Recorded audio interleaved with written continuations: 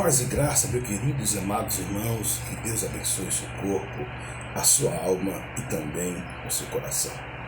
Queridos, hoje nós vamos falar sobre o corpo e a fé. Deus precisa apenas de um homem para fazer toda a diferença. Deus não precisa do exército, Deus não precisa de a maioria. Você e Deus é maioria. Uma pessoa no propósito de Deus é maioria. Uma pessoa apenas é o que Deus basta para mudar toda uma situação, toda uma grégora. Então, quando você dá passo de fé certa, você muda a esfera da sociedade, muda a esfera até mesmo do mundo, porque a oração de um justo pode muitos em seus efeitos. Mas nós vamos pegar aqui, queridos, Ezequiel capítulo 22, versículo 23 ao 31, que diz o seguinte: como se funde a prata no meio do forno, assim sereis fundidos no meio dela, e sabereis que eu sou o Senhor, derramarei meu furor sobre vós. Queridos, você sabe que Deus, ele é um Deus de justiça. Deus é um Deus que não trata o culpado, Deus não tem inocente. E muitas das vezes o povo de Israel se esquecia de Deus. Você vai ver que as pessoas, ela coloca o egoísmo, queridos. O ego é uma parte que precisa ser tratada na vida das pessoas. Não falo o ego no sentido salutar, benéfico, mas o ego maléfico, aquele ego que tudo inflama, né? Aquela forma das pessoas agirem em torno de si mesmo. Então, precisa ser, sobretudo, alimentado pelo Espírito Santo para que venha diminuir. Né? E muitas das vezes, queridos, nós precisamos ter essa situação e vem situações que vai abaixar a nossa bola, abaixar o nosso ego. Então, toda situação, quando vocês têm um ego pequeno, é porque Deus está trabalhando na sua vida. Né? E você vai ter o seu ego, como diz o pastor Ney Barreto, quem se ofende é apenas o ego. Quando o seu ego está murcho, você não se ofende. Né? Quando o seu egoísmo está murcho, você não se ofende. Né? E aqui não fala de você ser reconhecido, você ter aplausos, né? Ter filatérios, você ser uma pessoa que receba homenagem. Queridos, Jesus, ele recebia uma homenagem sim das pessoas salutares, mas não era o propósito de Jesus receber homenagem. Jesus, ele fazia a obra de Deus acontecer. Jesus, ele fazia a obra de Deus e avante, e assim deve ser nossas vidas. Eu li um livro, Em Seus Passos, que faria Jesus, e simplesmente como Jesus. Então, a forma que Jesus agia, livro de Max Lucado, Philip Yancey, grandes escritores aí da década de das 2 décadas atrás, né, 2010, 2020, enfim, são livros que falam muito no nosso coração. Em seus passos, o que faria Jesus? Simplesmente como Jesus. É por isso que eu tenho a dizer, eu falo que eu sou um simples servo e nada mais. Porque nada em mim, queridos, é melhor do que representar a pessoa de Jesus Cristo. Agora, como já falei aqui, não existe homem perfeito. Não existe homem perfeito. Não existe homem que seja igual a um anjo, igual a um querubim, a um serafim, a um arcanjo, nem tampouco a Jesus, Deus e Espírito Santo. Não existe. Por mais que o homem de Deus ele seja, agrade a Deus, seja um verdadeiro adorador, por aí adiante, né? Ele é um homem falho, pecador. Né? Então, não existe homem perfeito. Não queira das pessoas perfeição. Você não vai ter as pessoas perfeição. Você vai ter das pessoas coerência. Você vai ter das pessoas temor, né? As pessoas que você assim considera, as pessoas que você assim gosta, as pessoas que você assim tem um respeito. Mas, queridos, é algo interessante que eu vejo que no versículo 25, né, tem uma lição aqui muito pertinente e muito clara para a nossa vida. Porque, queridos, Deus, ele opera no querer efetuar, né? E diz o seguinte: conjuração dos seus profetas, a número dela, como um leão que ruge, que arrebata a presa, eles devoram as almas, tesouros, expôs preciosas tomam, multiplicam as suas viúvas no meio dela. Fala aqui que um leão que se levanta para consumir a alma, é um animal indomável, é um animal devorador, e se levanta para sucumbir, para devorar as almas. O leão aqui representa a figura do mal, porque a Bíblia fala que o leão, Jesus é o leão da tribo de Judá, o verdadeiro leão, mas é um falso leão, né, que é o leão que o diabo anda como leão, procurando a quem possa tragar. Então, perceba que Deus, né, ele quer abençoar as almas, querido. É por isso que eu falo, o valor de uma alma é muito grande. Jesus gastou, queridos, todo o seu ministério para poder salvar uma alma. Jesus gastou investiu toda a sua vida para poder trazer almas ao arrependimento, para trazer almas à graça de Deus. E nós devemos fazer a mesma coisa, querido. Nós devemos ser pregadores da palavra, falar da palavra do Senhor com toda afinco, com toda intrepidez e ganhando almas. Porque quem ganha almas sabe o é. Quem ganha alma sabe o é. Sabe naquele, segundo a Bíblia, aquele que sabe tudo, né, tem um conhecimento exponencial, né, que tem uma elucubração fantástica, que tem uma erudição fenomenal, que é prolixo de uma forma contundente, eficiente, eficaz. Sabe, não é isso? Isso é bom? É. Como falei para você aqui, eu gosto de ouvir grandes pregadores, gosto de ouvir grandes expositores da palavra, mas a Bíblia fala que sábio é que ganha alma. Quem ganha alma, sábio é. E a Bíblia diz, queridos, que aquele que faz converter um pecador do seu pecado, cobrirá uma multidão de pecados. Então, perceba que Deus, ele tem algo maravilhoso. E diz aqui no versículo 26, o seu sacerdote transgride a minha lei e profana minhas coisas santas. Entre o santo e o profano não faz diferença, nem discerne o impuro do puro, e de meus sábados esconde os seus olhos, assim sou profanado no meio deles. Queridos, é o que está acontecendo no dia de hoje. As pessoas não estão separando o santo e o profano. Você vê hoje em dia, né, principalmente nas igrejas mais evoluídas, entre aspas, né, querendo atualizar a Bíblia, como eu falei aqui, cuidado com alguns teólogos e alguns pregadores que estão aí no meio evangélico, não vou dizer nem no meio, outros meios, mas no meio evangélico. Eu conheço esses pregadores que eu ouvi falar desses pregadores desde cedo, eu ouvia pregá-lo, né? O tal do Caio Fábio, o tal do Ed Renekiewicz, o tal do Ricardo Godinho, o tal do Anderson Silva, né? Cuidado, e o Ariovaldo dos Ramos. Cuidado com esses homens, que esses homens, eles, em algum momento, ele costuma desviar o princípio bíblico, o dogma bíblico.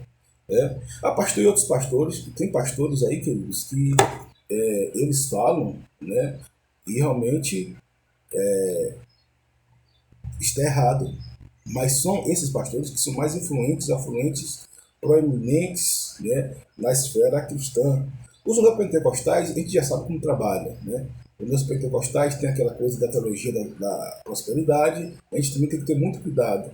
Agora, esses pastores, eles são peritos, são pastores que podem dirigir qualquer congregação no mundo, são pessoas expertas, são pessoas que, como qualquer outro pastor, queria chegar no lugar que eles chegaram, em influência, em afluência, são pastores eficientes, eficazes, não vou dizer sábios, mas extremamente inteligentes, só que, porém, deixaram primeiro amor, né? O que é o primeiro amor?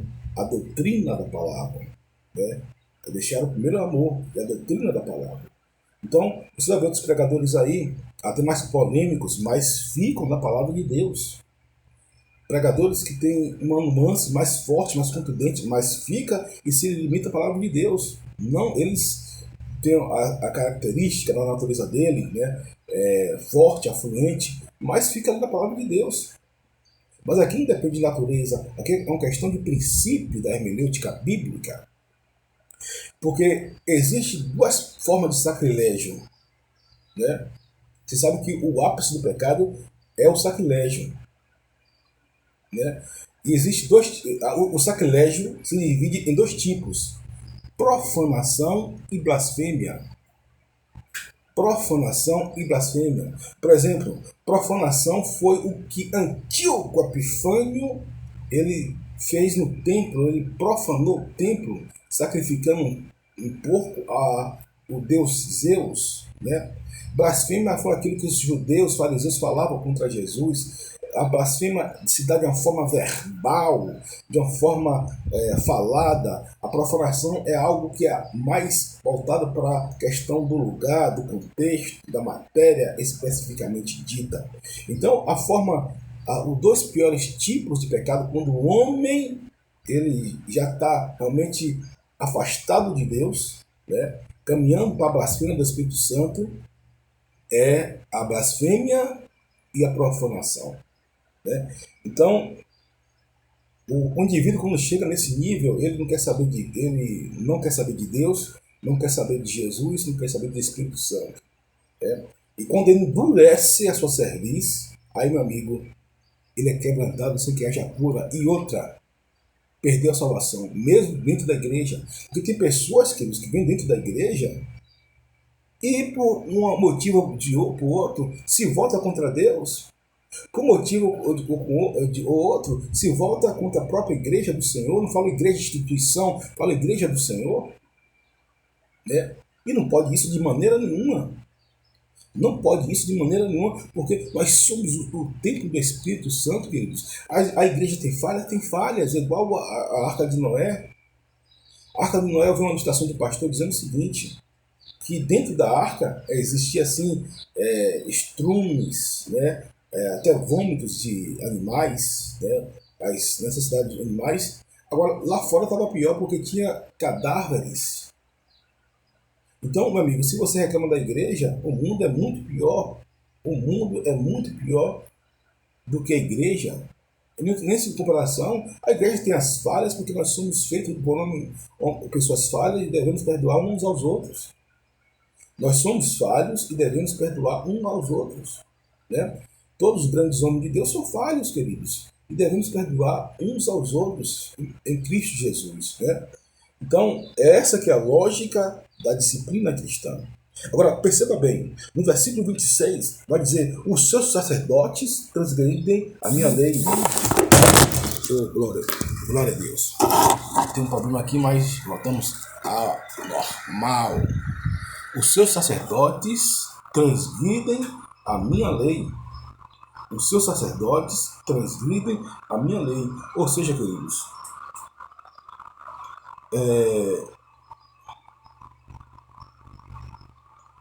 versículo 27. Os seus príncipes no meio delas não são como lobos que arrebatam presa para derramarem sangue, para destruir as almas, para seguirem a avareza. Queridos, é o amor ao dinheiro, ou a riqueza, ou aquilo que o dinheiro pode dar. E são lobos. Lobos, você vai ver que na Bíblia, o lobo ele se caracteriza, né, para as pessoas que estão na frente de ministério, na frente de obra, ou na frente de qualquer outro lugar onde a pessoa ocupa um posto de liderança, né, e faz maldade, queridos. Por quê? Porque ela quer avareza, porque ela quer honra para si mesmo. É como diz lá em Mateus 6, né, 24, ou você serve a Deus ou você serve a Mamon. Né? Ou você serve a Deus, ou você serve a Mamon, ou você serve a riqueza, ou você serve a Deus. Exatamente. Porque há uma briga, queridos, entre você e a sua alma. Mateus 6, 24, isso mesmo. Né? Porque Deus, ele não divide seu coração. Deus não divide você com ninguém. Ou você é de Deus, ou você é do diabo. Ou você adora a Deus, ou você não é de Deus. Ou você serve a Deus, ou você serve a riqueza. Ou você está empenhado em servir a Deus, ou está empenhado em servir a Mamon. Essa que é a verdade. Ah, pastor, quer dizer que eu não estou falando isso, das suas necessidades. Eu estou falando do seu princípio, da sua forma de você se colocar perante Deus e você ser um adorador por excelência. Queridos, uma coisa que eu quero ser é sempre um adorador. Um homem que cante louvores de coração em todo o tempo. A Bíblia fala em tudo dai graças, porque essa é a vontade de Deus. Em tudo dai graças. Não é por tudo dai graças, é em tudo dai graças, porque essa é a vontade de Deus. Pastor, mas está todo mundo contra mim, queridos. Um homem com Deus, maioria. É como diz lá em Jeremias 1, versículo 19. Né? Pelejarão contra ti, mas não prevalecerão. As pessoas pelejaram contra a igreja, querido, há 2000 anos. A igreja estava aí mais forte do que nunca. As pessoas pelejaram contra a obra do Espírito Santo, está aí mais forte do que nunca. Porque pelejam, mas não conseguem destruir. Pelejarão contra ti, mas não prevalecerão, diz o Senhor dos Exércitos. Né?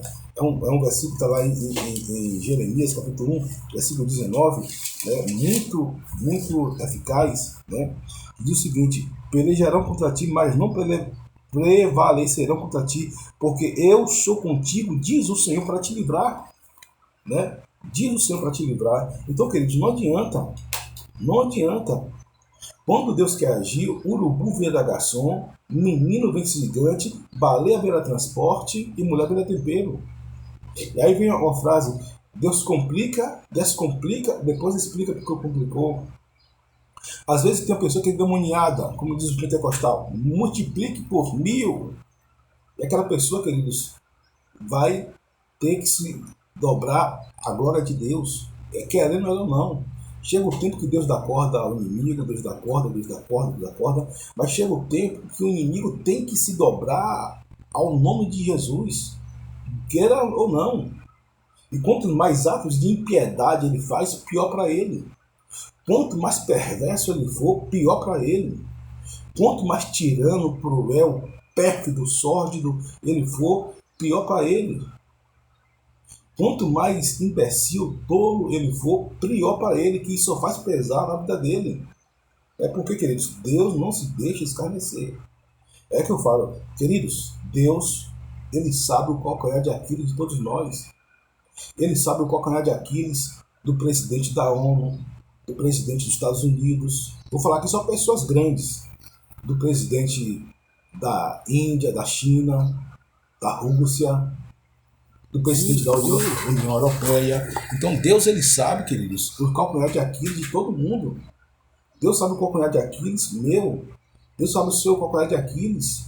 E quando nós nos entregamos, nos rendemos a Deus, Deus, ele alivia, leva bálsamo, acalento. Mas como diz o texto, quem endureceu contra Deus e teve paz? Quem, queridos? Quem endureceu contra Deus e teve paz? Ninguém. Mas, continuando, como diz o pastor Nobel, e seus profetas têm feito para eles reboco de cal não adubado, vendo vaidade e presidendo-lhes mentira, dizendo assim do Senhor Jeová, sem que o Senhor tivesse falado. Queridos, quando você falar, fale realmente aquilo que Deus falou. Às vezes a gente fala na emoção, verdade, mas não pode fazer isso na prática. Nós devemos vigiar nossos sentimentos, nossas emoções. Né? Eu já preguei em várias igrejas com muito orgulho, com muito privilégio. Queridos, se é uma coisa que sacia minha alma, que eu tenho um orgulho salutar, um orgulho benéfico, um orgulho bíblico, um orgulho da glória a Deus, né? Porque existem dois tipos de orgulho, o pecaminoso e o salutável. Né? É o orgulho de ter pregado em várias igrejas evangélicas, dividir o púlpito com vários pastores, com vários homens de Deus. Isso me orgulha, das mais diversas denominações. Agora, existe uma coisa. Queridos, a gente tem que vigiar aquilo que a gente fala. Você pregador, vigia aquilo que você fala. Eu tenho que vigiar aquilo que eu falo. Eu tenho que ser sábio, tenho que ser inteligente, tenho que ser prudente naquilo que eu falo. Falei uma coisa, realmente a gente às vezes fala algo que realmente a gente vai consertar depois. Né? Não quer dizer, queridos, que eu sou expert. Né? Eu sempre falo, eu tive uma boa escola evangélica, a minha igreja, uma igreja fantástica, balizada na palavra de Deus, até hoje como são as igrejas históricas batistas, como são a Assembleia de Deus, as presbiterianas, as adventistas, né? Para mim, essas quatro, né? E outras também, mas que não foge o nome, mas a Assembleia de Deus, batistas, presbiterianas, adventistas, queridos, são pessoas que estudam a palavra afinco mesmo. Não tem essa história não. Né? Não estou falando de seita. Mas o Testemunho de Jeová é seita. Os católicos, na minha concepção, também é seita. Né? Não estou dizendo, agora que se vai para o inferno ou não, só Deus pode dizer se o homem vai para o inferno ou não, queridos. O homem não pode abrir a boca para dizer se fulano vai para o inferno ou não. Isso ninguém pode dizer. Não. Só que pode dizer Deus. Agora, tudo indica que a vida das pessoas levam a crer. Mas sim, quem sabe se ele se converteu lá no recôndito do seu coração. Né? Então, isso, a soteriologia é uma matéria que nós estudamos no seminário. Isso tem muito a ver com Deus. Então, vamos lá. Ao povo da terra oprime gravemente e andam roubando e fazendo violência ao aflito e ao necessitado. E ao estrangeiro oprimem sem razão. Oprimem ao povo da terra e ao estrangeiro e ao necessitado, queridos. Queridos, a pior coisa é uma pessoa que tem poder e faz mal às outras pessoas. Não há nada pior do que a pessoa que tem poder, que tem a chance de fazer o bem e faz mal às pessoas. É por isso que eu tenho pastores que eu admiro. Tem pastores que eu admiro muito as obras desses pastores, né? Como Ed Macedo, né? Eu vou entrar na questão teológica, não vou disciplinar a matéria, e outros pastores também, de outras igrejas, porque são pastores que, a princípio de tudo, eles olham para o carente, o necessitado, o aflito, queridos. O aflito. Eu estava vendo agora uma das mentoras que eu ouço, né? E ela falando que tinha alguém que ia se matar, fez tudo certinho para se matar, e quando ia tirar a sua própria vida, viu o programa dela, a Bispa Cláudia Safá, e mudou de opinião, entregou sua vida a Jesus. E pessoas que tiram a sua vida como se fosse mosca. Infelizmente, nesse tempo, é um tempo que nós estamos vivendo, onde as ordens espirituais da maldade estão imperando tanto na vida daqueles que dão ousadia, que as pessoas não estão tendo nem amor à própria vida, queridos. Nem amor à própria vida. E ela ouviu aquela programação da Bispa Cláudia Safá e mudou a sua história, mudou a sua vida, mudou o seu rumo. Por quê? Porque o Espírito Santo, queridos, ele entrou no coração dela. É por isso que eu gosto de dar vazão ao Espírito Santo. Quando o Espírito Santo ele usa você, usa a mim, nós devemos estar fluindo naquilo que o Espírito Santo quer fazer. Falar, chorar, gritar, pular, rir, tudo de alegria na presença do Espírito. Porque o Espírito Santo ele não está limitado a um local, não. O Espírito Santo vai você na sua casa, na igreja, na rua, no carro, aonde você estiver, o Espírito Santo está com você, e ele está dentro de você, é algo que sublime, tremendo, inefável. O Espírito Santo, ele habita dentro de mim. É por isso que nós devemos ser parceiros do Espírito, amigo do Espírito Santo. Amém, queridos? Glória a Deus. Mas vamos lá. E busquei dentre eles um homem que estivesse tapando o muro, estivesse na brecha perante mim por esta terra, para que eu não a destruísse, mas a ninguém achei. Queridos, Deus procura, a tese, a minha tese, Deus procura apenas um homem. O que Deus procura na nossa vida, apenas no mundo, na terra, é um homem que se fique na brecha. O que é brecha, queridos? Aquela pessoa que fecha a rachadura, que fecha o lugar pelo qual o inimigo escoa. O que é uma brecha de um tanque, algo dessa natureza? O que é a brecha? É o lugar onde se escoa algo sutil, astuto, sagaz. E nós devemos ser tampadores de brecha, queridos. É por isso que o pastor tem que fazer tudo sim. O pastor tem que ser adorador. O pastor, por excelência, o pastor tem que ser adorador. Já falei aqui os preceitos dos pastores. Né? O pastor tem que ser adorador, tem que ser um homem íntimo da palavra, tem que ser um homem que ame a Deus acima de tudo e de todos, tem que ser um homem que ame a Deus, porque ele amando a Deus, ele vai amar a sua esposa, ele vai amar a sua família, ele vai amar a sua igreja, ele vai amar a sua cidade, ele vai amar a si mesmo, ele não vai se envolver em porcaria, ele vai ser um homem cheio do Espírito Santo. O pastor, queridos, tem que ser um homem fora de sério, no sentido de ser extraordinário, porque a palavra de Deus assim garante. Tem que crer na Bíblia. Agora, há diversidade de dons, de ministério. Tem pastor que trabalha na cura de libertação, tem pastor que trabalha na área espiritual, tem pastor que trabalha na área de casais, tem pastor que trabalha na área de socorro, tem pastor que trabalha na área de cura, tem pastor que trabalha na área de cura emocional, tem pastor que trabalha na área de cura das nações. E aí há 1001 ministério, e nós fazemos parte do mesmo corpo. Porque o que é que eu vejo? Pastores, porque eu trabalho na área de cura, libertação, eu não vou ouvir o camarada que trabalha na área de cura emocional ou na área de casais. Meu amigo, igreja é um só corpo. Igreja é um só corpo. Porque Deus me usa na palavra, eu não quero saber de revelação. Porque Deus me usa na revelação, eu não quero saber da palavra. Que história é essa, meu irmão? Que história é essa? Hein? Somos parte do mesmo corpo. E você, examinando a Bíblia, você vai ver que tudo isso faz parte do corpo de Cristo. Né? Agora, uma coisa é isso, você tem o seu ministério, você identifica, mas porém não recrimina a obra do outro. Porque se você recrimina a obra do outro, você está recriminando o Espírito Santo de Deus. Né? Querendo ou não, gostando ou não. Então, Deus procura um homem, queridos. Um homem que fique na brecha. Então, queridos, eu botei até no meu Instagram, eu vim de uma excelente escola teológica em Feira de Santana, estudei 4 anos e meio em teologia, participei de um grupo de oração,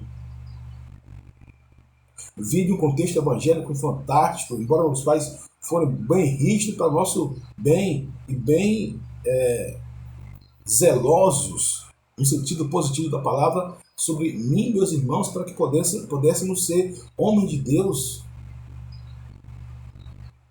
Agora, queridos, a essência, quem busca é você, é Jesus. Não existe, porque você nasceu do evangélico e porque você não nasceu do evangélico. Isso não existe, isso não quer dizer nada, queridos. Não quer dizer absolutamente nada. Tanto faz um cara que vem do mundão, que aprontou, que roubou, matou e prostituiu e fez, aconteceu. Quando para Deus é a mesma coisa, ele se arrependeu dos seus pecados, não lembro mais, quanto o cara que está na igreja, nasceu dentro da igreja e tem sua vida para Cristo. Agora, o que não pode ter, nem ser tolo, e a gente não pode exaltar a atitude priori do filho pródigo. Né? Ele saiu, mas voltou. Glória a Deus por isso. Porque tem muitos pastores que, para poder alimentar o pecado da igreja, né, só acusa o filho que está dentro da casa, que também está errado. Agora, vamos disciplinar a matéria. Todos os dois estavam errados. Agora, a vantagem do filho pródigo é que eles se arrependeram. Houve um quebrantamento, uma metanoia, e o cara que estava dentro da igreja, né, ficou no farisaísmo, ficou na sua petulância, na sua arrogância, e acabou se dando mal. Né? Por quê? Porque ele precisava ter a mudança também. Agora, a mudança, queridos, quem faz é o Espírito Santo de Deus. Não existe condição, situação. Porque tem pessoas que falam, que eu vim do mundão, eu sou melhor. Que eu vim da igreja, eu sou melhor. Não existe isso, queridos. Tudo nós em Cristo somos uma só pessoa. Cristo e nós somos uma só pessoa. Então, não existe essa coisa eu já vi vários testemunhos de dividir púlpito com pessoas que vieram do mundão, que foram assaltantes, que foram traficantes, que foram prostitutos, que foram prostitutas, e hoje que eles são pessoas excelentes, melhores até do que eu e você, em respeito à intimidade com Deus, e sem recaída. Quantas pessoas conheço assim? Então, o que Deus precisa de um homem, queridos, para tampar a brecha, e esse homem seja você, que seja eu. Por isso derramarei sobre eles a minha indignação, com o fogo do meu furor os consumir. Fiz o que o seu caminho recaísse sobre as suas cabeças, diz o Senhor Jeová. Então, queridos, o culpado, Deus não tem para o inocente. Agora, o que Deus precisa é um corpo, é um homem que tenha fé em Deus. Um homem, queridos, que tenha intimidade com o Espírito Santo de Deus. E tem intimidade com isso aqui, ó. A Bíblia, a palavra de Deus, ó. Isso aqui, queridos, que vai alimentar a vida do homem. É isso aqui que vai fazer um homem forte. É isso aqui que vai fazer um homem vencedor. Ele conhecer a Bíblia. Já li a Bíblia umas 3, 4 vezes toda nessa faixa aí. Mas não é isso, é deixar entrar no seu coração. Porque o conhecimento da Bíblia é o conhecimento em prática. Não adianta você conhecer a Bíblia, só conhecer. Você tem que conhecer e praticar. Porque os fariseus ele fazem o mesmo. Os escribas fazem o mesmo. Os doutores da lei fazem o mesmo. Agora, a prática da Bíblia, aí que vai diferenciar um homem de Deus e um homem que não é de Deus. Alguém que faz mal a você, alguém que tenta lhe prejudicar, aí você faz o bem a ele. Você não trata como ele tratou. Agora, você se dá o respeito. Você precisa se dar o respeito, porque diz a Bíblia, ao homem iracundo, depois de uma e outra admoestação, evital. O apóstolo Paulo falando. Ao homem iracundo, depois de uma e outra admoestação, evital. Acabou para ele. Porque você não pode ser mais, como diz o genro de Edir Macedo, você não pode ser mais santo do que o próprio Deus. Se Deus manda evitar, você tem que evitar. Você não precisa, você não vai querer mais ser mais esperto do que Deus, mais sábio, não. O que Deus manda evitar, evite, queridos. O que Deus manda você recuar, recue. Uma posição. Então, você precisa ter esse entendimento da palavra de Deus, para que você venha a ser um homem ciente, queridos, em Deus. Eu fico olhando assim o legado de Ernesto Nini, o legado de Russell Shedd, dentre tantos outros, queridos. Porque o reino de Deus é um só. Dogma e doutrina devem ser defendidos, sim. Agora, nós temos que fazer amigos. Temos que influenciar pessoas com a palavra de Deus. Eu li um livro de Dale Carnier, fazer amigo, influenciar pessoas. Eu vou fazer igual alguns pastores que eu vejo aí. Eu ri desse livro, um livro ótimo, mas eu ri porque a Bíblia fala disso tudo há 2000 anos antes e o povo coloca esse livro como se fosse a última Coca-Cola do deserto. Então, queridos, que você venha a ser o homem que Deus procura, que você venha a ser a mulher que Deus procura, que você venha a ser o homem que venha tapar as brechas e o nome do Senhor vai ser glorificado. Deus abençoe o seu corpo, a sua alma e o seu coração.